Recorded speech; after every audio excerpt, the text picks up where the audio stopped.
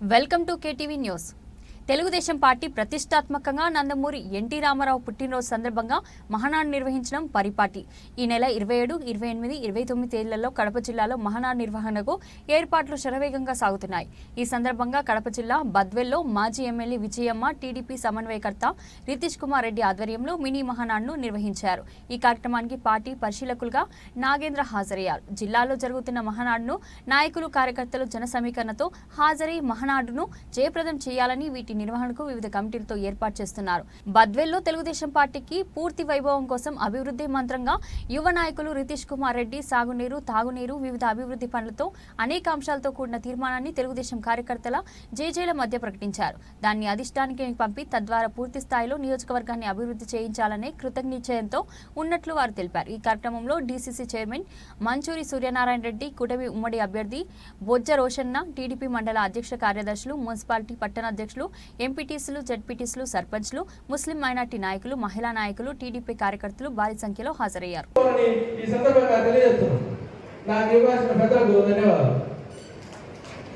స్థాపించినాడు ఆ రోజు కూడుగుడ్డ నినాదంతో స్థాపించితే నేడు మన నాయకుడు విద్యా, వైద్యం, ఆరోగ్యం, ఉద్యోగం అనే నినాదంతో ముందుకు తీసుకుపోతున్నాడు.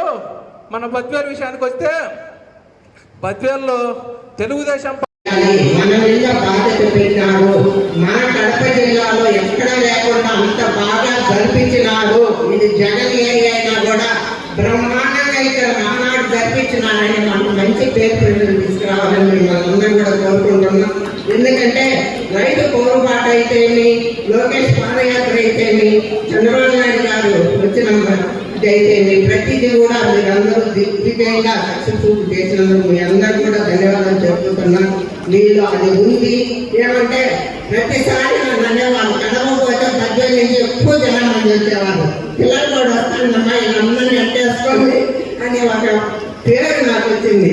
ఆ విధంగా మీరందరూ కూడా సక్సెస్ చేసి మనకు వచ్చిన అతిథులకు బద్వేల్లో మంచి గౌరవం ఇచ్చినారు, బాగా చూసుకున్నారు. వీరారెడ్డి అనే మంచి పేరు తెస్తారు.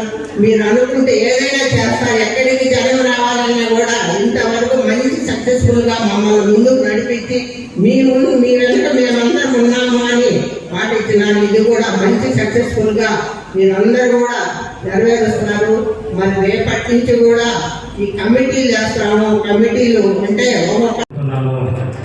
అలాగే ఈ పదవి కోసం నాకు వచ్చేది చేసిన మన యువ నాయకుడు రితీష్ రెడ్డి గారు, వీరారెడ్డి గారి మనవడు నాకు ఎంతో కష్టపడి నన్ను ఈ స్టేజ్కి నిలబెట్టినందుకు ఆయనకు నేను ప్రత్యేక ధన్యవాదాలు తెలుపుతున్నాను. అలాగే మన ప్రియతమ నాయకురాలు మాజీ ఎమ్మెల్యే విజయమ్మ గారికి కూడా నేను పాదాభివందనలు తెలుపుకుంటున్నాను. అలాగే తెలుగుదేశం పార్టీ జిల్లా నాయకులకు పేరు పేరున వారికి కూడా ధన్యవాదాలు తెలుపుకుంటున్నాను.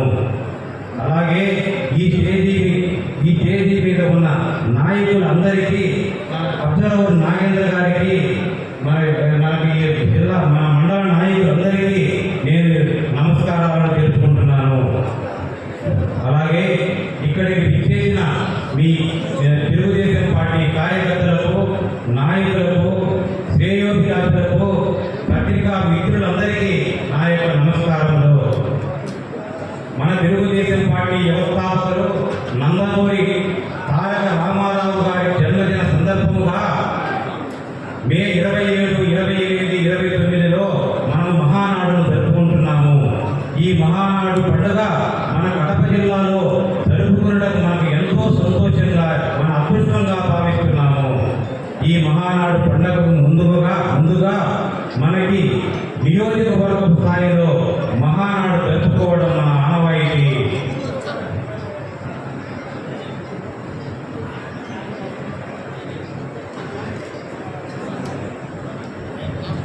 ఈ మహానాడులో మనం కొన్ని తీర్మానాలు చేసి అధిష్టానానికి పంపించడం జరుగుతుంది. ఈ పరిశీలించి వారు ఆమోదించడం జరుగుతూ ఉంది. నేను ఈ డీసీసీ బ్యాంక్ చైర్మన్ ప్రమాణం స్వీకారం చేసిన వెంటనే జిల్లాలోని అన్ని సొసైటీలపైన గతంలో జరిగిన అవినీతిపై, అక్రమాలపైన సమగ్ర విచారణ జరిపిస్తా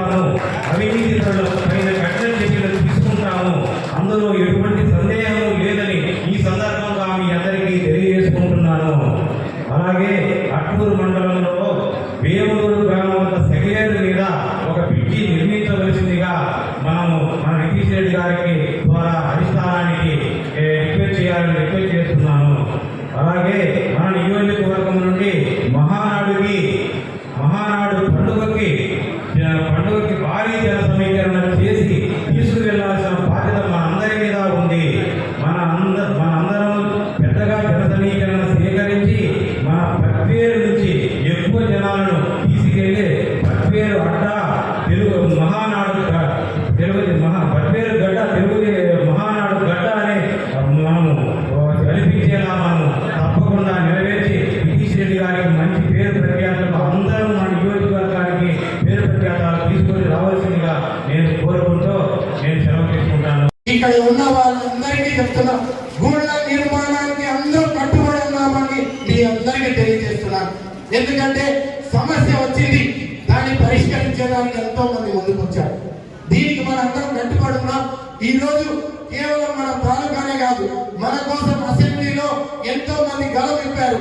ఈ రోజు 6 జిల్లా వాళ్ళు మన కోసం, ఇక్కడ కాదు ఢిల్లీలో కూడా మన కోసం పోరాడుతున్నారు. కాబట్టి సమిష్టిగా కూటమి ప్రభుత్వం అందరూ ఈ తీర్మానాన్ని ఆమోదిస్తారని నేను కోరుకుంటున్నాను. దాని తర్వాత రైతాంగాలు మెట్ట ప్రాంతాల్లో కష్టపడే వాళ్ళందరికీ నేను ఒకటే చెప్తున్నాను, మీ కన్నీళ్లు తీరుస్తాం. మీరు రైతులు తర్వాత భవిష్యత్తు కోసం రైతులు కాకూడదు అనే కోరుకోకుండా భవిష్యత్తు కోసం 30,000 ఆయకట్టు పోయి 1,00,000 ఆయకట్టు కోసం మేము తయారు చేసేసే ఈ నివేదిక బ్రహ్మం సార్ గారి నుంచి ఎన్ఎస్పి లేదంటే యుఎస్పి అప్పల్ సాగలేరు ప్రాజెక్ట్ కానీ లేదంటే సోమశీల ఎనక జలాలు కానీ ప్రతి చెరువుకి నీళ్ళు ఇచ్చి కాలువ ద్వారా బద్వేలి సస్యశ్యామలం చేసేదానికి ఈ తీర్మానం ప్రవేశపెట్టడానికి రైతాంగాలందరినీ కోరుతున్నారు. తర్వాత త్రాగునీరు నేను ఇందాకే చెప్పాను, అది ఒక ప్రణాళికలాగా తయారు చేసి యుద్ధపూర్వంగా అక్కడ ఇక్కడ పరిగెత్తాను. దయచేసి మీ అందరికీ ఒకటి చెప్తాను, ఫోన్ చేసినా రాత్రి లోపల తీర్చేస్తాను, లేదంటే వాట్సాప్ అన్న మెసేజ్ పెట్టు. ఎందుకంటే అక్కడ ఇక్కడ పరిగెడుతున్నాం, మన కష్టం కనిపించలేదు అనేది చాలా మంది లీడర్స్ అంటున్నారు. అందుకే ప్రచారం కూడా చేయాల్సిన అవసరం ఉంది. ఈరోజు సైలెంట్ గా ఉంది. కడప జిల్లాలో ఎక్కువ వనరులు తెచ్చుకునేది బద్వేలు తాలూకా. మీ అందరికీ సగౌరవంగా చెప్తాను. మీరు చూడండి, ఎక్కడైనా చూడండి, ఈరోజు ఏ టెండర్లు వచ్చినా ఏం వచ్చినా స్కూల్ బిల్డింగ్ వచ్చినా లోకేష్ అంతా ఫస్ట్ ఇక్కడ ఇచ్చినాడు. 7 మండలాల్లో స్కూల్ కానీ ఇవన్నీ పునరుద్ధరించి కొత్తవి స్కూల్ కానీ త్వరలో కూడా 20 కోట్ల స్కూల్ ఒకటి వస్తుంది, బీసీ స్కూల్ వస్తుంది, చాలా వస్తుంది. ఏపీఐఎస్సీలో కూడా రేపు మంత్రి గారు ఇస్తారు. ఎంఐజీ లేఅవుట్ చేసి బీద వాళ్ళకి చేస్తారు. అందుకు తర్వాత 3వ తీర్మానం, ఒక ఇండస్ట్రీ సోలార్ పార్క్ కానీ వీటికి నేను ప్రణాళిక పంపించాం. అది కూడా ఒక తీర్మానం మీకు నిరుద్యోగుల కోసం ప్రవేశపెడుతున్నాం. ఇక్కడ ఉన్న వాళ్ళందరికీ తెలియజేస్తున్నా. 4వ విషయం, భూ ఆక్రమణకి మేమందరం ఇక్కడ ఉన్న వాళ్ళందరికీ కబ్జాలు కానీ స్కాములు కానీ సొసైటీ ఫ్రాడ్ కానీ జలసిరి ఫ్రాడ్ కానీ రోడ్లలో కానీ విజిలెన్స్ కానీ ఎంక్వైరీలు నివేదికలకు వచ్చినాక వీటన్నిటి వెలక తీస్తామని ఇక్కడ ఉన్న నాయకులు కార్యకర్తలు అందరూ తెలియజేస్తున్నారు. ఇది ఒక సభకి తెలియజేస్తున్నాం.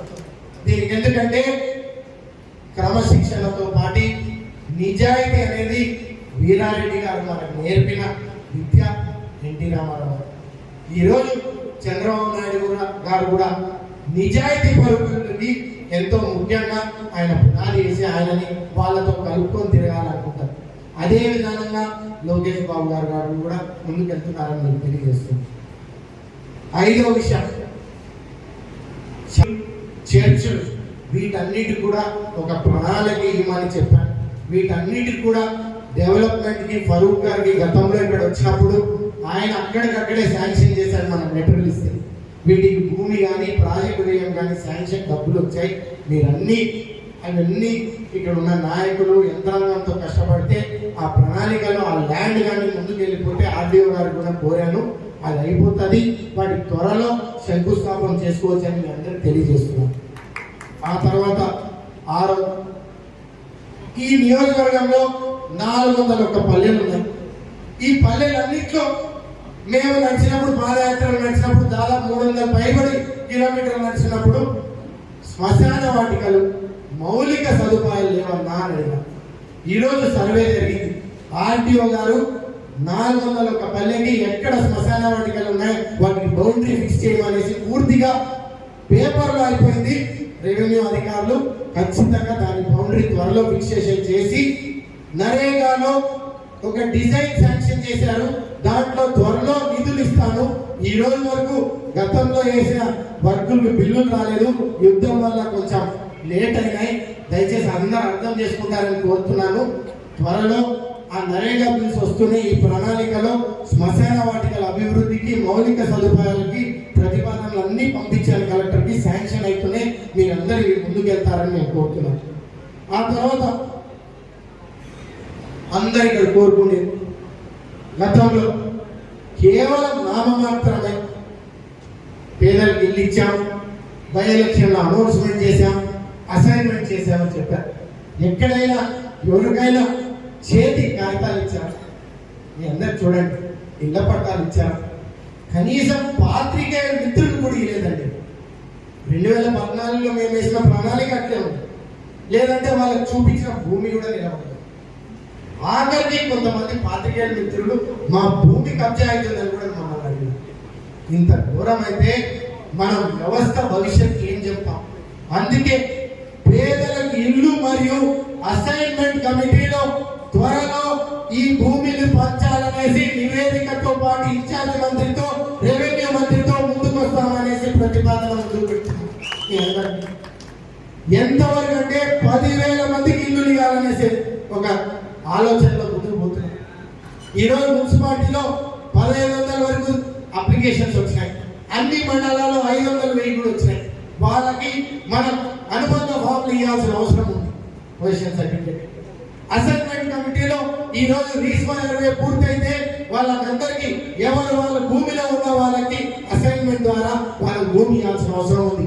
గతంలో ల్యాండ్ టైటిలింగ్ యాక్ట్ లో మీ భూములంతా రోజు రెవెన్యూ సమస్యల్లో నా భూమి వేరేవాడి పేరు ఉంది, వేరే వారి పేరు కూడా కాదు, నా వైసీపీ